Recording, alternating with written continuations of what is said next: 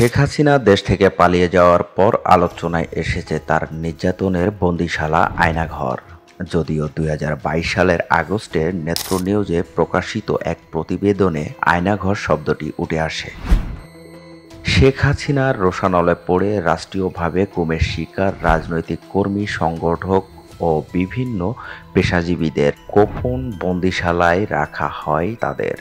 আয়নাঘর নামের পরিচিত সেই কুঠুরিতে বছরের পর বছর মানুষকে আটকে রেখে ভয়ঙ্কর নিষ্ঠুর নির্যাতন করার অভিযোগ রয়েছে। কয়েকজন সেনা কর্মকর্তা আয়নাঘর থেকে মুক্তি পাওয়ার পর মিডিয়ায় ভয়াবহ চিত্র তুলে ধরেছেন।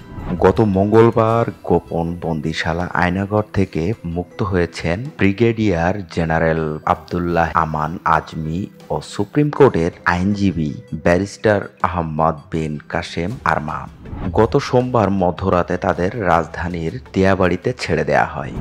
মঙ্গলবার সকালে তারা পরিবারের কাছে ফিরে এসেছেন বলে জানা গেছে।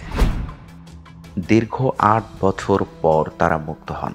এদিকে প্রতিরক্ষা গোয়েন্দা পরিদপ্তরের ডিজিএফআই কথিত আয়নাঘর থেকে মুক্তি পেয়েছেন ইউনাইটেড পিপলস ডেমোক্রেটিক ফ্রন্টের ইউপিডিএফ নেতা মাইকেল চাকমা।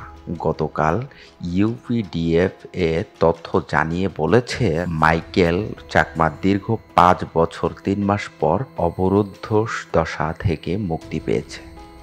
গত মঙ্গলবার ভোরে চট্টগ্রামে একটি স্থানে তাকে চোখ বাঁধা অবস্থায় ছেড়ে দেয়া হয়।